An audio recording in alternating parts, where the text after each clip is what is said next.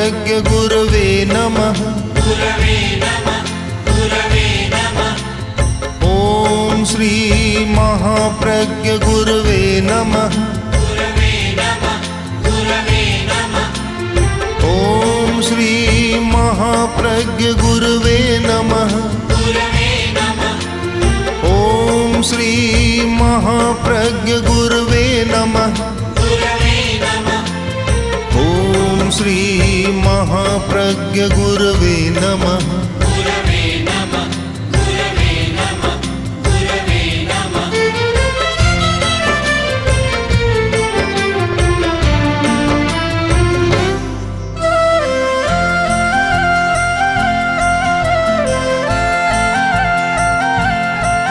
जय महाप्रज्ञ का जाप करो। जय महाप्रज्ञ का जाप करो। जय महाप्रज्ञ का जाप करो। भव भव का अघ संताप हरो। भव भव का अघ संताप हरो। जय महाप्रज्ञ का जाप करो। जय महाप्रज्ञ का जाप करो।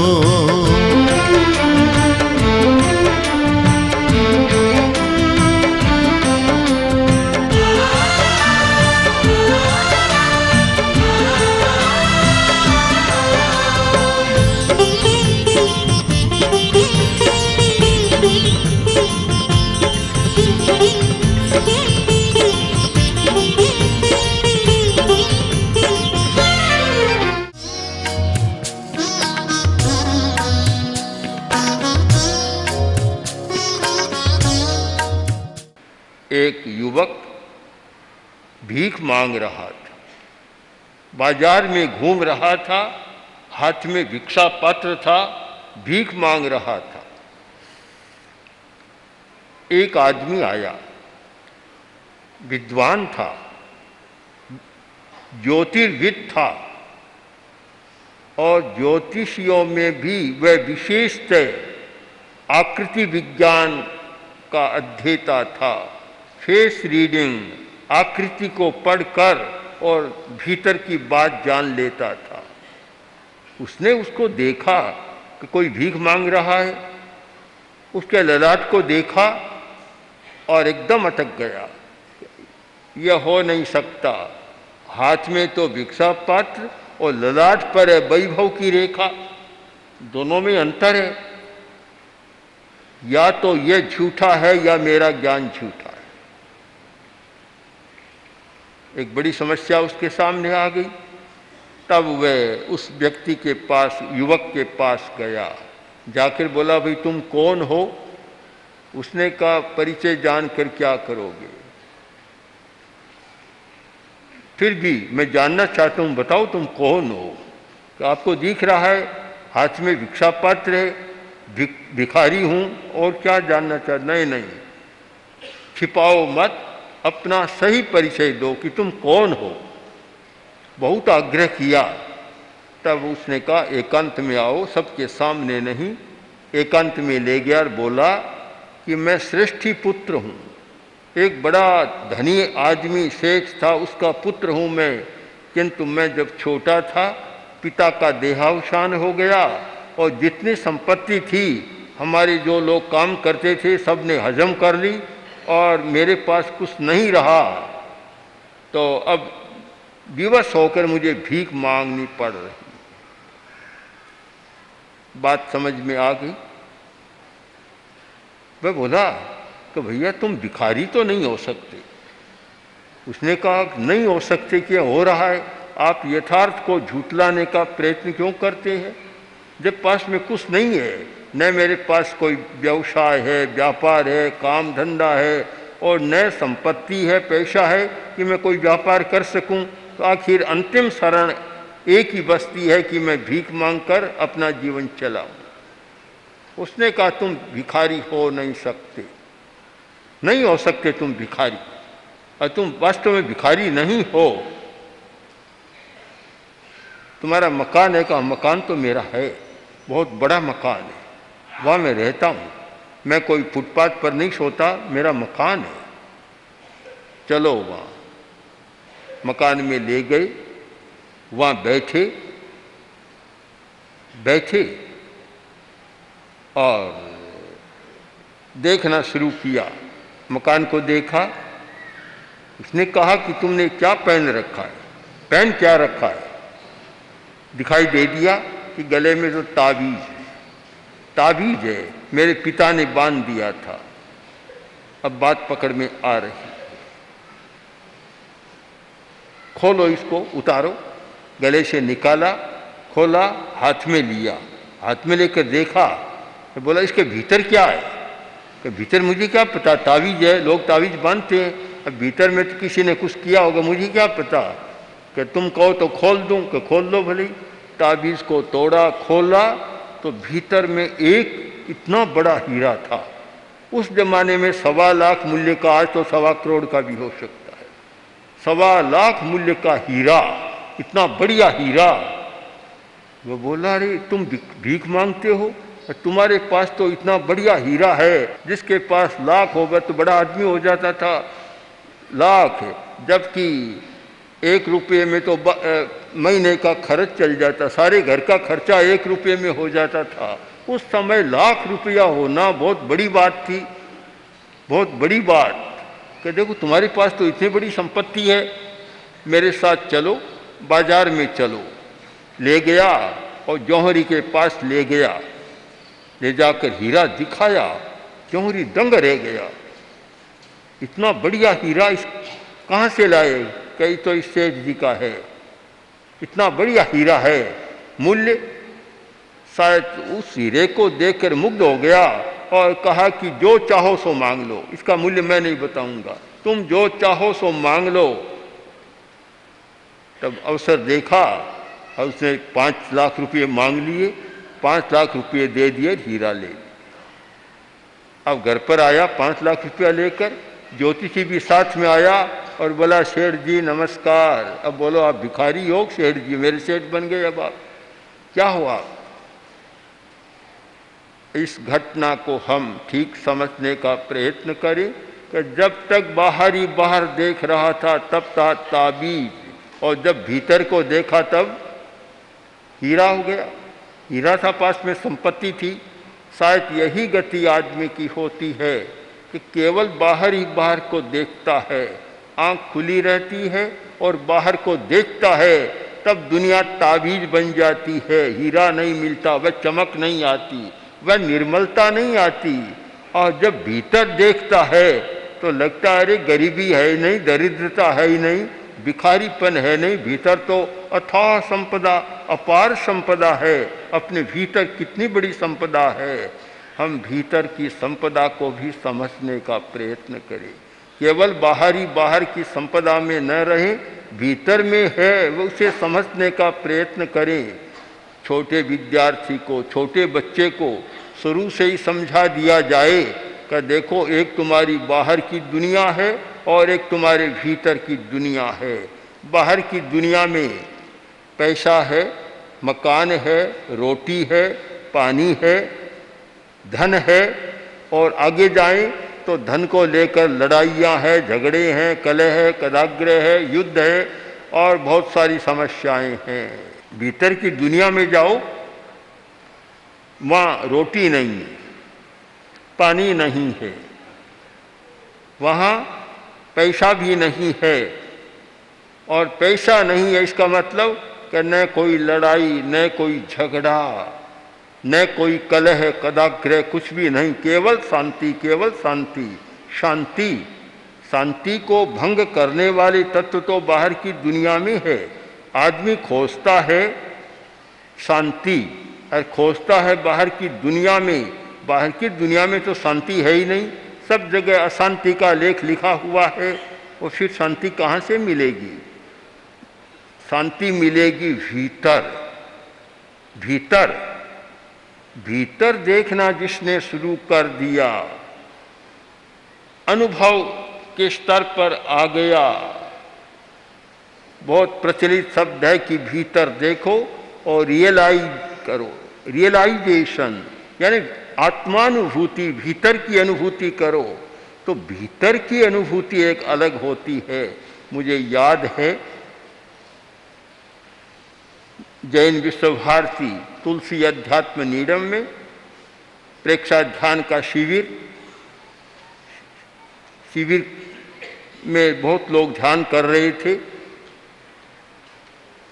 एक बहुत प्रबुद्ध व्यक्ति, बड़ा अधिकारी, आईएएस ऑफिसर के कैडर का एक बड़ा अधिकारी भाग ले रहा था। जब शिविर पूरा हुआ, मैंने पूछा, बोलो कैसे रहा? बोला जब आया था मेरी अवस्था भिन्न थी और आज मैं अलग रूपांतरण करके जा रहा हूँ। मैं बता नहीं सकता कि भीतर में कितना है, मैं कल्पना भी नहीं कर सकता था कि हमारे भीतर इतना कुछ है। जब मैंने स्वयं प्रयोग किया तो मुझे पता चला कि भीतर में कितनी हमारी संपदा है। अगर 10 वर्ष के बच्चे को भीतर की दुनिया से भी परिचित करा दिया जाए, उससे संबंध जोड़ दिया जाए कि केवल बाहर में मत रहो, बाहर में तो रहना पड़ता है क्योंकि शरीर है, इसलिए बाहर में तो रहना पड़ेगा। शरीर है बाहर और चेतना है भीतर। हम केवल शरीर के साथ ही रहें, अच्छा नहीं होगा। चेतना के साथ भी रहें, हम दोनों का साथ निभाएं। शरीर के साथ तो रहना पड़ता है, इसलिए शरीर के साथ रहें, और चेतना के साथ हमें रहना चाहिए, इसलिए चेतना के साथ रहें। जो व्यक्ति शरीर के साथ भी रहता है और चेतना के साथ रहता है, वह संतुलित जीवन जीता है और आनंद का जीवन जीता है, आनंद का जीवन। और जो केवल शरीर के साथ रहता है, चेतना के बारे में सोचता नहीं, चेतना के बारे में जानता भी नहीं और चेतना के साथ रहने का प्रयत्न भी नहीं करता, तब वह काफ़ी कष्टों का अनुभव करता है। मैं जब जब चेतना में होता हूँ उस समय सारी क्रिया बदल जाती है, सारी क्रिया। और जब शरीर के साथ होता हूँ तब सारी क्रिया और हो जाती है। हम चेतना के साथ रहना भी सीखें और चेतना के साथ रहने के लिए हमें भावक क्रिया का उपयोग करना चाहिए। भावक क्रिया, भावक क्रिया चेतना के साथ रहने की साधना है। यानी आप जो भी काम करें, जो भी करें, मन उसमें लगा रहे। इसका मतलब कि आपने वर्तमान में जीना सीख लिया। जो भी काम करें मन उसमें है, मन उसमें लगा हुआ है, तो मन की चंचलता कम हो गई। उस स्थिति में भीतर की चेतना प्रकट होती है। जब तक मन की चंचलता है, चेतना प्रकट नहीं होती।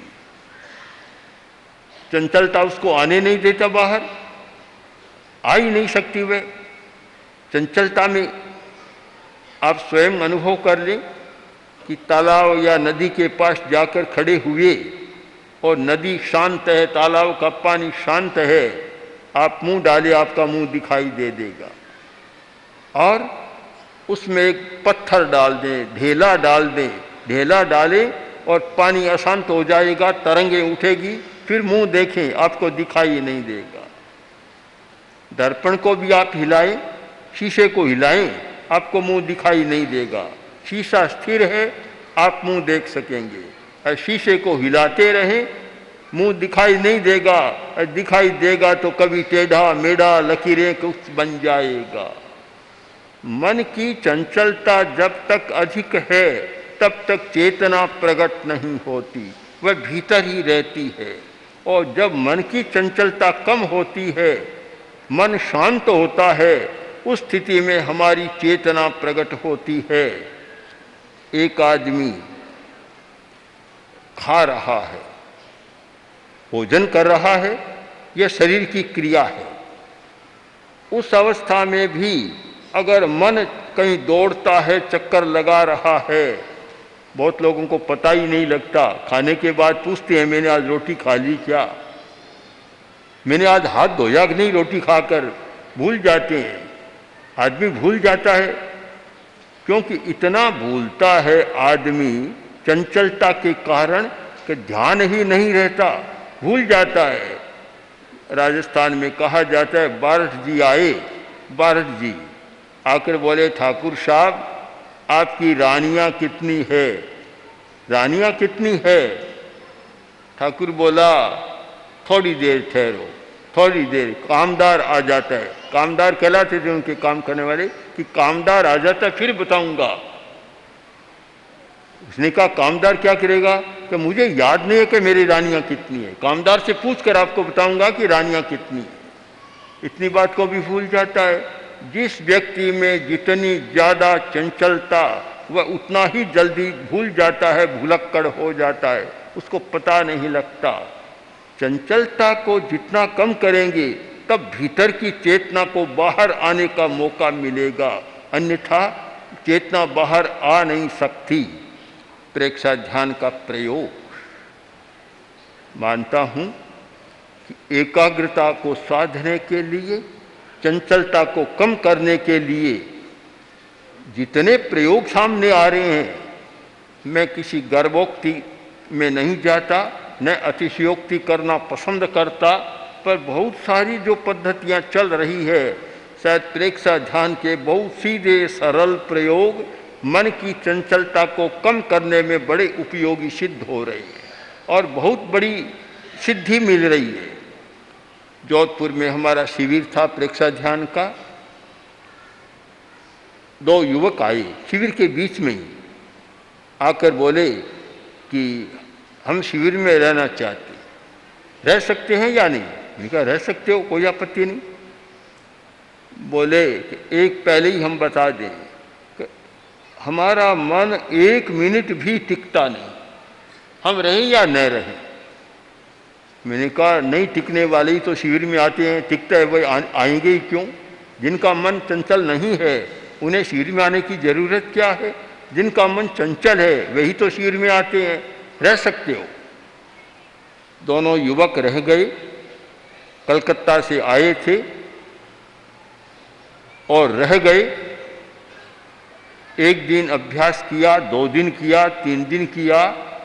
3 दिन के बाद तो उनकी स्थिति यह बनी कि 1 घंटा का प्रयोग कराया जाता और जब समाप्ति के समय अर्हन्ते शरणम पवज्जामि, सिद्धे शरणम पवज्जामि, शरण सूत्र का उच्चारण होता, तब ये आँख खोलते। मैंने पूछा बोलो क्या स्थिति है, चंचलता कैसी है? कि पता नहीं क्या हो गया, 1 मिनट भी मन नहीं टिकता था और अब पूरे 1 घंटा तक हमें पता नहीं लगा। जब शरण सूत्र का उच्चारण हुआ तब हमें पता लगा कि ध्यान का कक्ष पूरा हो रहा है। परिवर्तन हो सकता है, चंचलता को कम किया जा सकता है। अगर विधि के अनुसार अभ्यास करें तो हो सकता है, और अभ्यास सम्यक न हो तो पूरे जीवन में भी नहीं हो सकता। कई लोग आते हैं और कहते हैं 50 वर्ष हो गए ध्यान करते करते मन नहीं टिक रहा है। मैंने कहा विधि क्या है जानते हो? कि विधि तो नहीं जानते।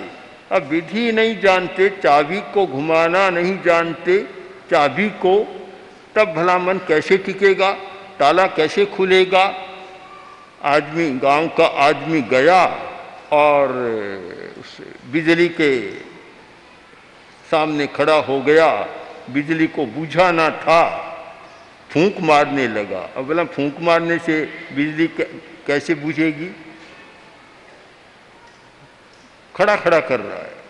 इतने में कोई आदमी आया, होटल का वेहरा भी आ गया। बोला अरे क्या कर रहा है? क्या क्या कर रहा हूँ, तुम्हारे शहर के दिए भी निकम्मे होते, हमारे गांव के दिए बड़े अच्छे होते हैं, 1 फूंक मारता हूँ दिया बुझ जाता है। ये तो इतने जिद्दी हैं कि 3 बार फूंक मारी तो भी बुझ नहीं रहा है। अब भला जो जानता नहीं, बटन को दबाना नहीं जानता, स्विच ऑफ करना नहीं जानता, तो वह दिया कैसे बुझेगा? विधि जाने, विधि पूर्वक काम करें कि विधि क्या है, कहाँ स्विच है, स्विच बोर्ड कहाँ है, कहाँ बटन दबाना चाहिए, कहाँ स्विच ऑन करना चाहिए, कहाँ स्विच ऑफ करना चाहिए। ये सारी बात को जाने तब मन की चंचलता को कम किया जा सकता है। और विधि को न जाने तो बैठे रहो, वह चंचलता कम नहीं होगी और कभी कभी तो और ज़्यादा बढ़ जाती है। हमें विधि का ज्ञान होना जरूरी है। चाबी हाथ में आए, चाबी को घुमाना जाने, बटन को दबाना जाने और बिलोना भी घी चलाना जाने, सब जाने तब तो ठीक है। नहीं जाने, एक कोई नई लड़की है या नया आदमी है, रसोई करने बैठ गया और कभी सीखा नहीं कि फलका कैसे होता है, आटा गूंद कर रख दिया, बनाएगा तो लोइया बन जाएगा, फलका कभी नहीं बनेगा। भला छोटी छोटी हर बात के लिए अभ्यास करना होता है, सीखना होता है। अभ्यास किए बिना वह भी नहीं आता। तो भला कोई अभ्यास ही न करे और विधि पूर्वक न करे तब कैसे होगा। विद्यार्थी भी पढ़ते हैं, एक सिस्टम है। पहली कक्षा में आए, प्रारंभ में वर्णमाला पढ़ी, वर्णमाला ए का क्या होता है, आ का क्या होता है, विधि पूर्वक पढ़ते चले गए तब तो ठीक है। और विधि पूर्वक नहीं पढ़ा, कभी विद्यालय में नहीं गया, विधि पूर्वक पढ़ा नहीं और अचानक एमए का फॉर्म भर दिया तो कैसे होगा। प्रारंभ से चलो, प्रारंभ से ए आ वर्णमाला से प्रारंभ करो, क ख ग डा से प्रारंभ करो, पहला पाठ पढ़ो। चंचलता को कैसे कम किया जा सकता है। मैं मानता हूँ जिस व्यक्ति ने श्वास के स्विच बोर्ड को समझ लिया, हमारी चंचलता को मिटाने का, एकाग्रता को साधने का सबसे बड़ा स्थान है श्वास। जिस व्यक्ति ने सम्यक श्वास लेना सीख लिया, लंबा श्वास, कायोत्सर्ग की मुद्रा में बैठ गया, शरीर बिल्कुल स्थिर और शांत, बिल्कुल सीधा, समकाय समग्रीव।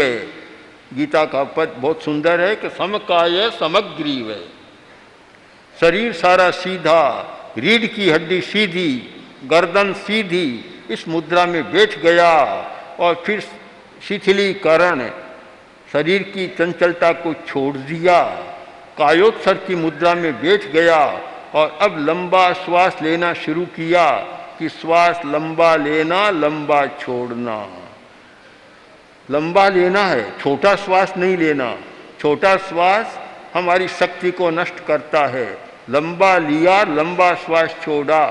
सामान्यतः आदमी 1 मिनट में 15 श्वास लेता है और जब छोटा श्वास लेता है, जब गुस्से में होता है श्वास छोटा हो जाता है, आवेश में होता है श्वास छोटा हो जाता है, उस समय 1 मिनट में 15, 20, 30, 40, 50 तक चली जाती है संख्या। अब जितना छोटा श्वास, जीवनी शक्ति उतनी कम हो जाएगी। लंबा श्वास 1 मिनट में 15 का सामान्य नियम है और अगर हम अभ्यास करें तो 1 मिनट में 8 श्वास,